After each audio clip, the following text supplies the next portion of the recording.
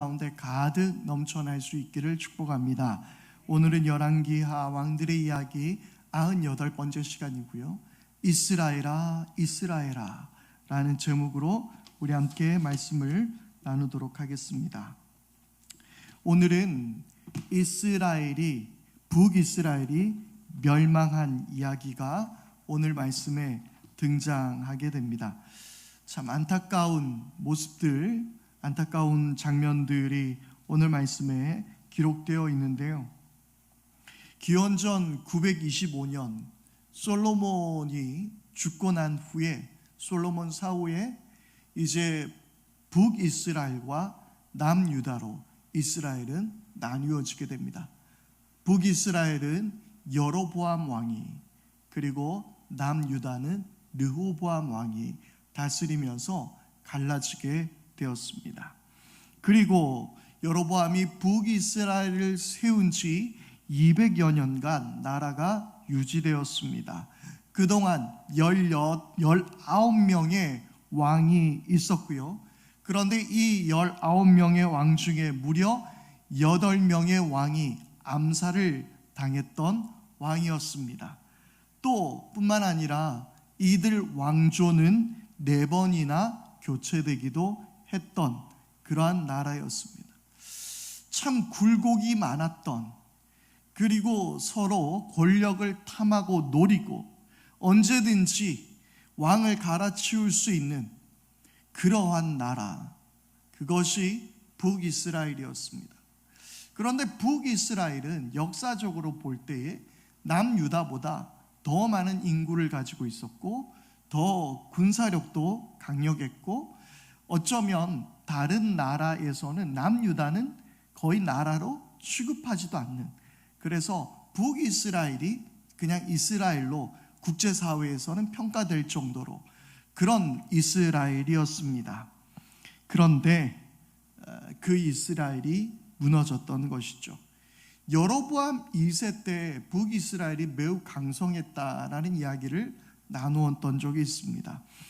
그런데 여로보암 2세 이후에 6명의 왕들이 왕위 쟁탈전을 벌였었고요.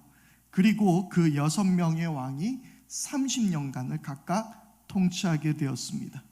그런데 이 6명의 왕 중에 또 무려 5명이 자신의 신복에게, 자신의 신하에게 피살되게 되는, 살해되게 되는 일이 일어났던 그때가 여로보암 2세 이후의 30년간의 시간이었습니다.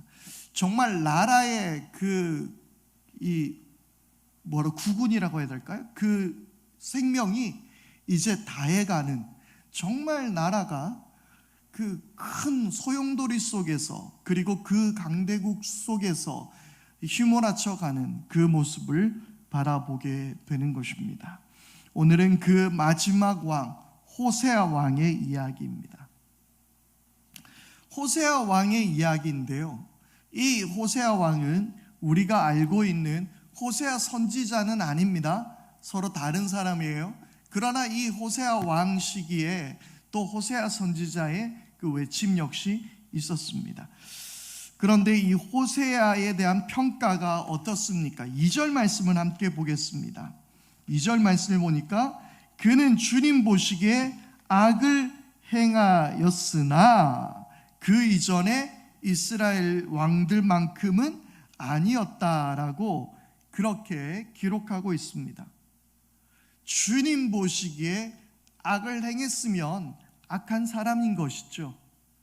그런데 거기에 한마디가 더 붙습니다. 그런데 이스라엘의 왕들만큼은 악하지 않았다. 우리는 이 말씀 속에서 무엇을 읽어낼 수 있을까요? 자, 첫 번째, 너무나도 이스라엘 왕들이 악했기 때문에 상대적으로 그나마 그 왕들보다는 괜찮았다.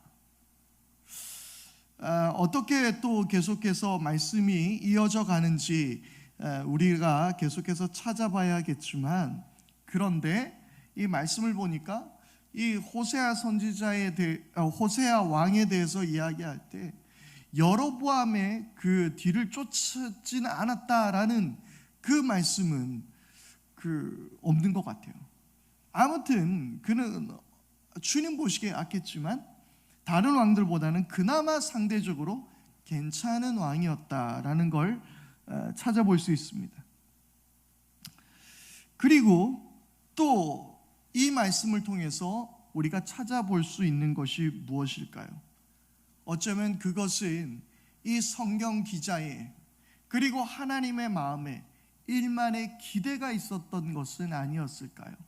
그래도 그 악했던 왕들만큼은 아니었으니, 그 고든 왕들만큼은 아니었으니, 그래도 호세아만큼은 회개해서 주님께 돌아오지 않았을까 하는 그 기대감.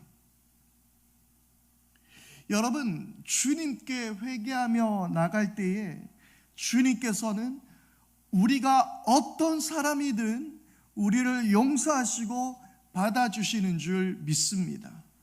우리가 지난번 말씀에서도 우리가 한번 보았지만 정말 악한 왕일지라도, 이전에 아합 왕일지라도 그가 하나님 앞에 회개했을 때 하나님께서 마음을 돌이키신 적이 있었어요. 진짜 못된 왕이었거든요. 온갖 우상들을 다 그냥 북이스라엘에 갖다 바친 그 왕이 아합 왕이었지만 그가 회개하였을 때 하나님께서 마음을 돌이키시는 것도 보았습니다. 또한 니느웨가 죄를 범하였을 때에 이방 나라일지라도 하나님께서는 요나 선지자를 부르셔서 그 땅에 회개를 선포했고, 그리고 그 땅에 하나님께서 벌을 내리시지 않기로 그렇게 또 하나님의 마음을 돌이키시지 않으셨습니까? 또한 아브라함을 통해서 소돔과 고모라를 칠 때에 내가 의인 몇 명이 있을지라도 그 몇 명을 통해서라도 내가 그 땅을 멸하지 않겠다라고 계속해서 아브라함과 50명, 45명 이렇게 계속 이야기를 이어가지 않습니까? 10명까지, 아니 어쩌면 1명까지도 가지 않았을까요? 그렇게 하나님께서는 회개하는 자들을 찾으시고 원하시더라는 거예요. 이스라엘아, 우리가 결국 찢어졌지만 여호와께로 돌아가자. 주님께서 우리를 찢으셨지만 주님께서 우리를 낫게 하실 것이다. 여호와께로 돌아가자. 계속 그 고백이 있지 않습니까? 이 지금 호세아 왕은 그나마 그 이전의 이스라엘 왕들만큼은 아니었어요. 돌아갈 수 있었을 것입니다. 그러나 그는 어떤 왕이었을까요? 말씀을 보니까 그래요. 아까 우리가 이야기 나눴던 것처럼 여로보암을 쫓았다, 아니면 우상을 섬겼다, 아세라를 섬겼다, 이런 기록은 딱히 보이지 않아요. 그런데 왜 하나님께서는 이 북이스라엘을 호세아로 마지막으로 쓸어버리기로 결정하셨을까요? 우리 말씀을 함께 계속해서 살펴보겠습니다. 자, 3절 말씀입니다. 아시라의 살마네셀 왕이, 살마네셀 왕, 그러니까 지금 이전까지의 아시리아 왕의 이름으로 등장하는 사람은 누구였죠? 디글랏 빌레셀 왕이었죠. 이름이 좀 어렵습니다. 그래도 계속 읽다 보면 익숙해질 수도 있어요. 디글랏 빌레셀 왕이 이때까지 아시리아의 왕이었습니다. 그런데 지금 왕이 누구예요? 살마네셀 왕이에요. 그러면 왕이 바뀌었다는 이야기가 되겠죠? 왕이 한번 바뀌었어요. 근데 그를 치러 올라오니 호세아는 그에게 항복하고 조공을 바쳤다라고 기록하고 있습니다. 아시리아 왕에게 조공을 바쳤어요. 그런데 조공을 바쳤으면 아시리아가 내버려 두었을 수도 있는데 4절 말씀 함께 읽겠습니다. 그러나 아시리아 왕은 호세아가 이집트에 소왕에게 사절들을 보내어 반역을 기도하고 해마다 하던 것과는 달리 아시리아 왕에게 조공을 내지 않은 것을 알고 나서는 호세아를 잡아 감옥에 가두었다. 이름이 살마네셀, 그리고 이집트 왕 이름은 소. 말씀을 준비하면서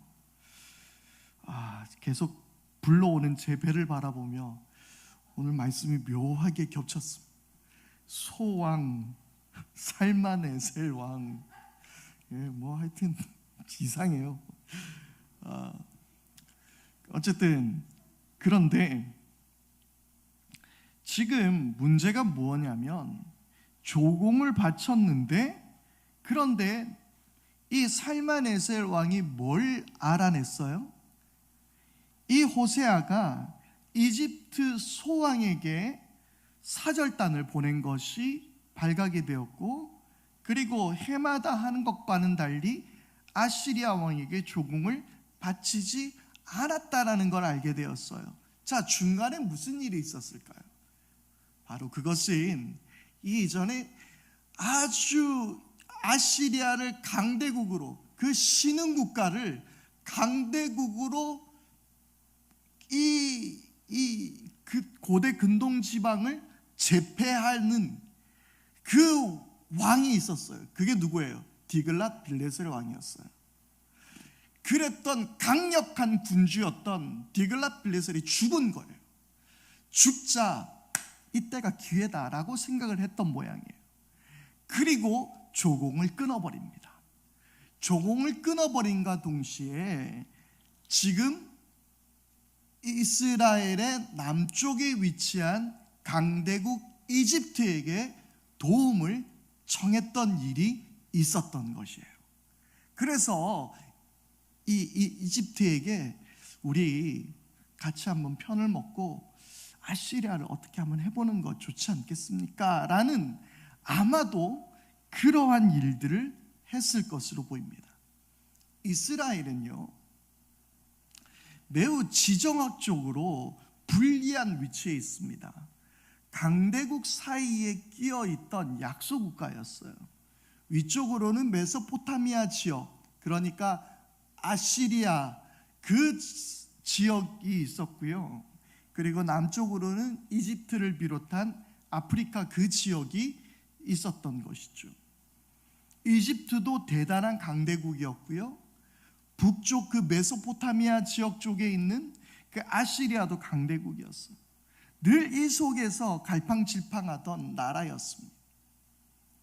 그래서 이스라엘은 늘 어떻게 했었냐면 힘센 편이 내 편, 항상 그런 쪽이었어요. 그래서 이집트에서 편을 먹을 마음도 있었고, 그리고 이 아시리아나 아람이나 이런 나라와 편을 먹을 때도 있었다라는 거예요. 특히 성경에서는요, 이 이집트를 경계하는 말씀이 자주 등장하고 있습니다.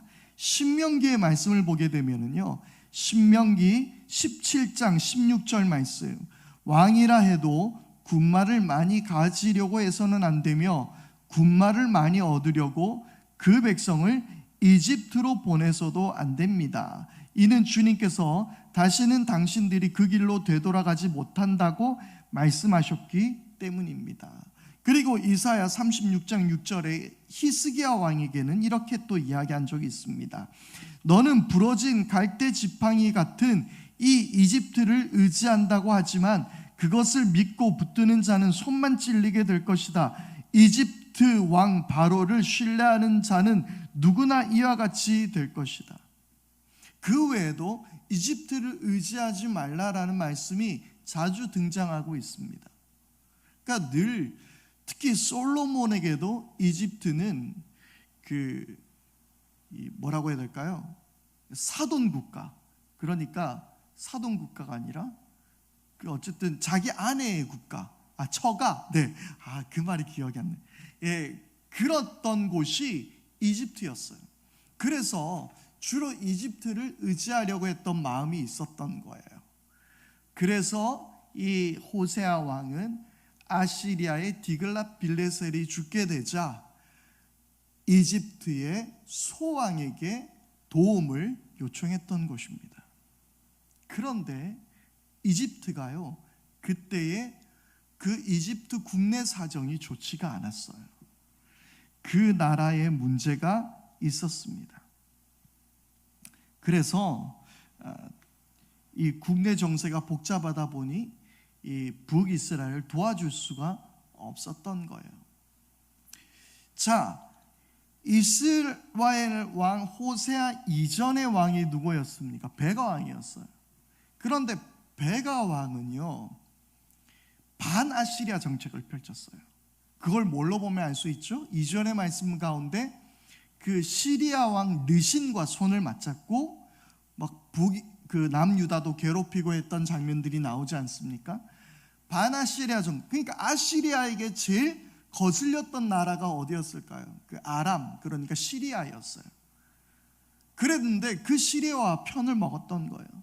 결국에는 이 르신을 잡아 죽이고 이 아시리아가 이 베가도 그렇게 치게 되는 것이죠. 그러다 보니 당연히 다음 왕 호세아는 아시리아의 편을 들 수밖에 없었어요. 친아시리아 정책을 펼 수밖에 없었어요. 그런데 디글랏빌레셀이 죽은 거예요. 그러니까 이때다 싶어서 이집트 왕에게 도움을 청했던 것이 이 이야기의 배경입니다. 자, 호세아 말씀을 보게 되면 호세아 왕 말고 호세아 선지자 이야기하게 되면 호세아서 7장 8절이 이렇게 말씀합니다. 에브라임은 다른 민족들 속에 섞여서 튀기가 되었다. 에브라임은 뒤집지 않고 구워서 한쪽만 익은 빵처럼 되었다. 이렇게 지금 이집트에게 한쪽에만 기대가지고 지금 막 어떻게 비비려고 하는 지금 그 모습을 이야기하고 있는 거예요. 그런데 결국 이것이 수포로 돌아가자 살마네셀에게 깁니다. 그리고 아시리아에게 조공을 바쳐요. 이게 바로 오늘 말씀 3절의 이야기였던 거예요. 그러니까 또 호세아 선지자는 뭐라고 이야기합니까? 에브라임은 어리석고, 이 에브라임이 북이스라엘을 뜻하는 거예요. 이 북이스라엘에서 가장 인구가 많았던 족속이 이 에브라임 족속이었던 거예요. 에브라임은 어리석고 줏대 없는 비둘기이다. 이집트를 보고 도와달라고 호소하더니 어느새 아시리아에게 달려간다. 그렇게 또 아시리아에게 조공을 바친 거예요. 그의 결국은 어떻게 되었습니까? 호세아서 7장 10절은 이렇게 말하고 있습니다. 이스라엘의 교만이 이스라엘에게 불리하게 증언한다. 이 모든 일을 겪고도 주 하나님에게로 돌아오지 않는다. 나를 찾지도 않는다. 이러한 상황 속에서 호세아 왕은 하나님을 의지했던 것이 아니라 그는 아시리아를 의지하려고 했던 거예요. 이집트 의지하려고 했다가 안 되니까 앞불싸 싶어가지고 아시리아 왕한테 매달리니 아시리아 왕이 그동안 있었던 일들을 다 알고 호세아 왕을 감옥에 쳐넣어버린 거예요. 그리고 어떻게 됩니까? 5절 말씀입니다. 그리고 난 뒤에 아시리아 왕이 이스라엘 전역으로 밀고 들어와서 사마리아로 올라와 세 해 동안이나 도성을 포위했습니다. 그리고 호세아 9년에 6절을 함께 읽겠습니다. 드디어 호세아 제9년에 아시리아 왕은 사마리아를 점령하고 이스라엘 사람들을 아시리아로 끌고 가서 할라와 고산 강가에 있는 하볼과 메대 여러 성읍에 이주시켰다. 드디어 호세아 9년에 아시리아 왕은 사마리아를 완전히 점령하고 이스라엘 사람들을 아시리아로 끌고 갔습니다. 강제 이주 정책을 펼쳤어요. 그리고 다 흩어지게 만들었습니다. 그러면서 아시리아가 펼쳤던 정책은요, 혼혈 정책이에요. 그래서 북이스라엘 사람들은 그 사마리아 주변에 거하며 살게 되는 거예요. 그런데 그 사마리아 사람들이 왜 그들은 이스라엘 사람들한테 걔보다도 못한 사람이 됐을까? 이 이주 정책을 펼치고 이렇게 혼혈 정책을 펼치면서 이스라엘의 그 나머지 10지파들이 다 역사 속에 사라져버린 거예요. 혼혈이 되어버린 거예요. 무슨 지파든지 다 사라져버린 거예요. 이런 일들이 일어나게 된 것입니다. 그래서 이방인들과 피를 섞었기 때문에 저들은 유대인 취급을 안 하는 거예요. 자, 이런 일들이 바로 이렇게 일어나게 된 건데, 오늘 7절부터의 말씀은 왜 이스라엘이 멸망하게 되었는가를 기록하고 있습니다. 여러분, 열왕기의 말씀은 그 어떤 말씀이라 그랬죠? 반성문이라 그랬어요. 왜 이스라엘과 남유다가 멸망할 수밖에 없었는가에 대한 반성문이에요. 자, 그렇다면 이 17장 7절부터의 말씀을 눈여겨봐야겠죠. 첫 번째, 이스라엘이 범했던 죄악이 무엇이었을까요? 자, 7절 말씀 보겠습니다. 자, 7절 말씀을 바라보면서 자, 무엇을 우리가 알 수 있습니까? 그들의 첫 번째 죄악은 우상 숭배였어요. 자, 7절 말씀에 보니까 주 하나님을 거역하여 죄를 짓고 다른 신들을 섬겼다라고 기록하고 있습니다.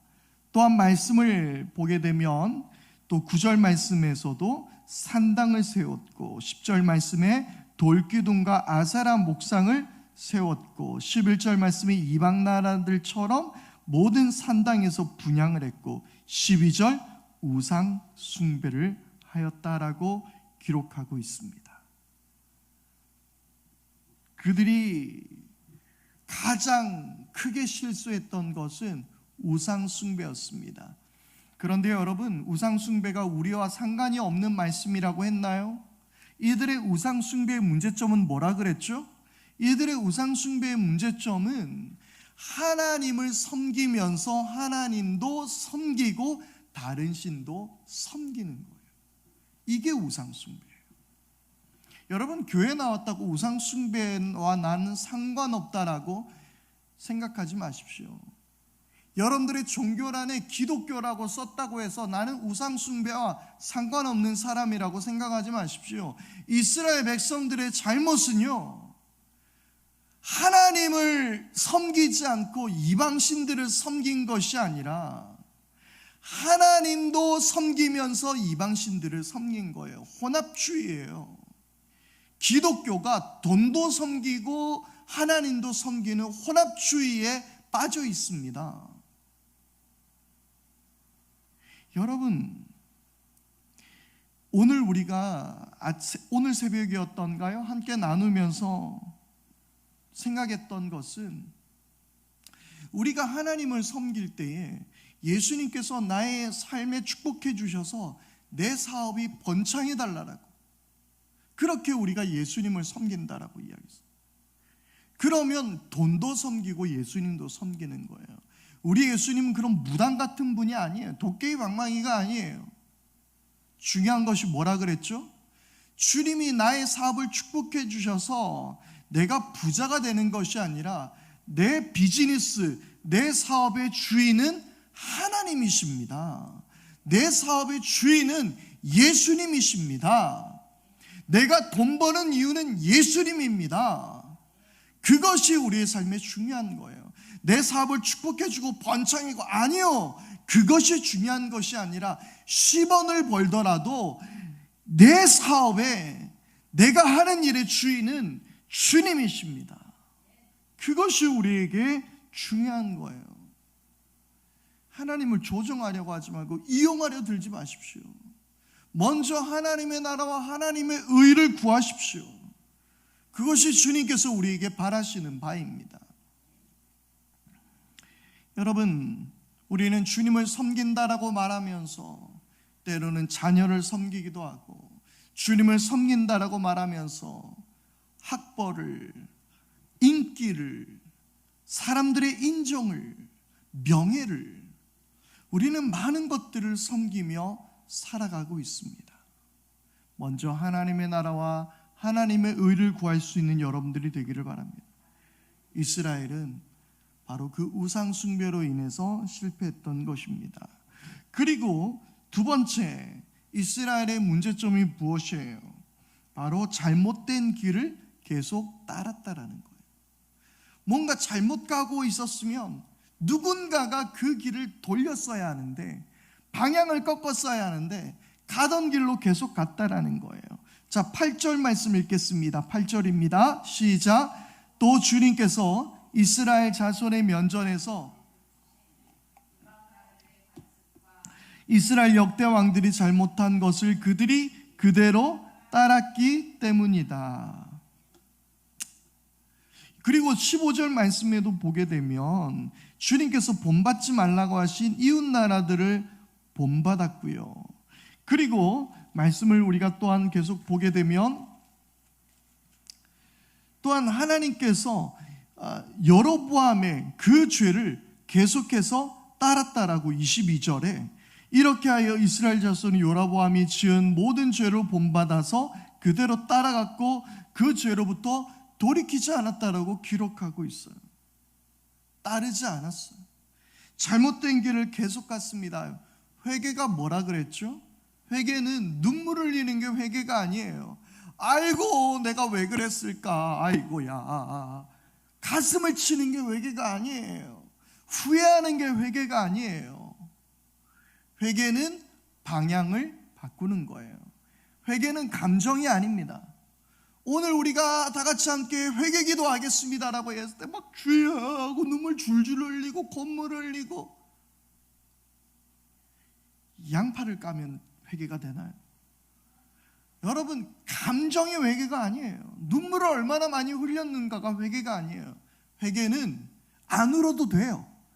가슴을 찢지 않아도 돼요. 돌아서면 회개인 거입니다. 방향을 바꾸는 것이 회개입니다. 어제까지 내가 이 일을 했었는데 주님, 내가 두 번 다시는 이렇게 살지 않겠습니다 하고 방향을 바꾸는 게 회개예요. 여러분, 오늘 주님께로 그 방향을 바꿀 수 있게 되기를 바랍니다. 잘못된 길을 가고 있었다면 방향을 바꿔야 했지만 이스라엘은 그 방향을 바꾸지 않았어요. 그리고 또한 세 번째로 이스라엘은 왜 멸망했습니까? 우리가 오늘 13절 말씀을 한번 읽어보겠습니다. 13절입니다. 그런데도 주님께서는 이스라엘과 유다의 여러 예언자와 선견자를 보내어서 충고하였다. 너희는 너희의 그 악한 길에서부터 돌아서서 내가 너희 조상에게 명하고 또 나의 좋은 예언자들을 시켜 내가 너희에게 준 그 모든 율법에 따라 나의 명령과 나의 율례를 지켜라. 그런데 14절 뭐라고 기록하죠? 그러나 그들은 끝내 듣지 아니하였고, 하나님의 말씀에 불순종했다라는 거예요. 15절, 그리고 주님의 율례와 주님께서 그들의 조상에 세우신 언약과 그들에게 주신 경고의 말씀을 거절하고 헛된 것에 미혹되었다라고 기록하고 있습니다. 하나님의 말씀에 불순종하는 것이 죄입니다. 여러분, 하나님의 말씀이 우리를 장악할 수 있도록 힘쓸 수 있게 되기를 바랍니다. 그러기 위해서는 말씀을 많이 봐야겠죠. 말씀과 친해지십시오. 성경 필사도 하시고요. 그리고 성경 통독도 하시고요. 성경 통독 몇 도겠다? 그것도 중요한 것입니다만은, 그러나 성경과 친해지십시오. 말씀을 한 절 한 절 깊이 들여다보십시오. 그리고 그 말씀이 여러분들의 삶을 이끌 수 있게 되기를 바랍니다. 조금 더 제가 단호하게 이야기하자면, 성경 백독하고 변화되지 않는 삶, 그것도 쉽지 않은데, 그죠? 성경을 백독시키나 했으면 변화가 돼야 되는 건데, 그것도 그렇게 변화 안 되는 것도 기적인 것 같아요. 어쨌든 성경 좀 줄여서 한 10독하고 변화되지 않은 사람보다 한 절 읽고 내 삶이 바뀌는 사람이 더 귀합니다. 그 100번 읽으면 뭐합니까? 내 삶에 순종하지 않으면 그 말씀은 내 말씀이 아니에요. 이 두꺼운 말씀 속에서 단 한 구절이라도 우리가 말씀을 따라 순종해야 살아야 되지 않겠습니까? 여러분, 주님의 말씀에 주님께서 말씀하셨지만, 설교를 100번이고 1000번이고 들었지만 변화 안 되면, 말씀에 순종하지 않으면 아무 의미가 없는 거예요. 여러분, 바라기는 오늘 14절 말씀에 보면 그들의 조상처럼 완고했다라고 기록하고 있는데요, 여러분들의 마음이 완고해지지 않게 되기를 바랍니다. 여러분들의 마음이 너무 이렇게 다 굳어가지고 그냥 받아들이지도 않고 내 신앙이 이렇게 다 굳어져가지고, 오늘 목사님 말씀이 지난번엔 좋던데 오늘 좀 내 마음에 안 들어, 내하고는 별로 상관이 없는 것 같아, 나는 저렇게 생각 안 해. 좀 이렇게 하지 마세요. 굳이 여러분들께서 정말 그거 나는 인정할 수 없어요, 그러면 차라리, 그쵸, 담임 목사 말씀에 그렇게 인정하지 않을 것 같으면 그걸 좀 따르는 교회를 찾아보는 것도 좋은 방법이긴 하겠죠. 굳이 듣지도 않을 거면서 순종하지도 않을 거면서 듣고 있는 것도 참 이상하잖아요. 그런데 여러분, 할 수 있다. 물론 제 이야기가 틀릴 수도 있어요. 잘못 해석할 수도 있어요. 그럴 수 있어요. 원하기는 말씀 속에서 여러분들에게 말씀하는 대로 순종할 수 있게 되기를 바랍니다. 이 말씀이 우리에게 무엇을 요구하는지, 우리의 어떤 부분을 찌르는지, 그 말씀 앞에 좀 부드럽게 우리의 마음을 주님께 드릴 수 있게 되기를 바랍니다. 그리고 끝으로 오늘 말씀 안에서 전체적으로 우리가 알 수 있는 것은, 그들은 하나님의 은혜를 잊어버렸어요. 하나님께서 이스라엘을 이집트 땅에서 이끌어내셨고 은혜로 세우셨는데 이스라엘 백성들은 그것을 잊어버렸어요. 그래서 여로보암 때에 뭐라고 말씀하셨습니까? 그 여로보암 2세 때 그렇게 번영했던 그때에 가난한 사람들, 헐벗은 사람들을 저들은 무시했어요. 공의와 정의가 그 땅을 흐르지 못하게 했어요. 그것이 그들의 문제였습니다. 그랬던 땅이었어요. 여러분, 그래서 하나님의 은혜를 잊어버리고 자신들의 배를 불리며 살았던 그 땅이 또한 이스라엘 민족이었다라는 거예요. 이러한 이유들로 하나님께서는 이스라엘을 멸하셨습니다. 그런데 이스라엘을 멸하셨던 이 이유들을 쭉 읽어보면서 오늘 저와 함께 말씀을 나누면서 어떤 생각을 하셨습니까? 망할 만했구나, 그래 이 정도 됐으면 살아있는 게 용하지, 그렇게만 생각하셨습니까? 아니면 이거 난데? 이거 우리 보고 하는 이야기인데, 이거 우리 교회, 이거 이 나라인데, 그러한 위기감은 느끼지 않으셨습니까? 우리는 우상 숭배와 무관한가요? 오늘 호세아의 이야기로 시작을 했었는데, 호세아 왕이 우상 숭배 안 했어요? 아니요, 호세아 왕은 우상 숭배했습니다. 무슨 우상 숭배했어요? 강대국을 섬기는 우상 숭배했습니다. 하나님을 섬겨야, 하나님만을 의지하여야 해요. 그 이스라엘 왕이 하나님을 의지하지 않고 강대국을 의지하는, 힘을 의지하는 우상 숭배를 하였습니다. 우리라고 다르지 않죠. 잘못된 길 계속 가고 있고요, 마음은 완고해져 있고요, 말씀 앞에 불순종하고요, 정의와 공의를 잊어버리고 은혜를 잊어버리고 하나님께서 나를 어떻게 사랑하셨는지, 저 십자가의 구속의 은총이 어땠는지 우리는 까마득하게 잊어버리며 살아가고 있지는 않습니까? 십자가 붙들지 않고 돈을 붙들려고 하고 명예를 붙들려고 하고 우리는 그렇게 살아가지 않습니까? 나와 같이 그 길을 걸어가자, 십자가의 길을 걸어가자라고 말하였던 주님이 말씀하셨던 그 방향과 달리 잘못된 길을 계속 걸어가고 있지는 않습니까? 여러분, 오늘 우리 스스로를 돌아봐야 하는 것입니다. 이 시간 우리의 말씀 앞에 함께 결단하면서 함께 우리 찬양할 텐데요, 우리 부흥이라는 찬양 이 시간 함께 찬양했으면 좋겠습니다. 이 땅의 황무함을 보소서라는 찬양인데요, 그런데 제가 이 찬양을 오늘 예배를 준비하면서 이 찬양을 부르면서 제가 속으로 다시 한번 깨닫게 된 것이 있어요.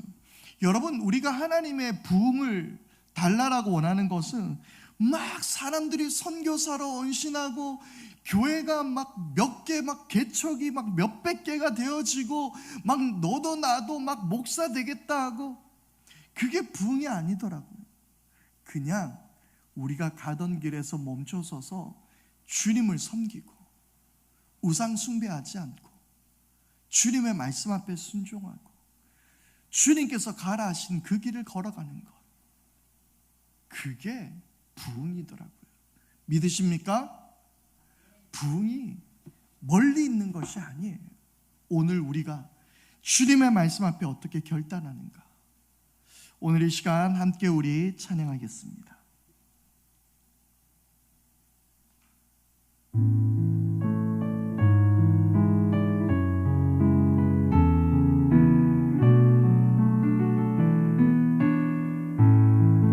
이 땅의 왕무함을, 이 땅의 왕무함을 보소서.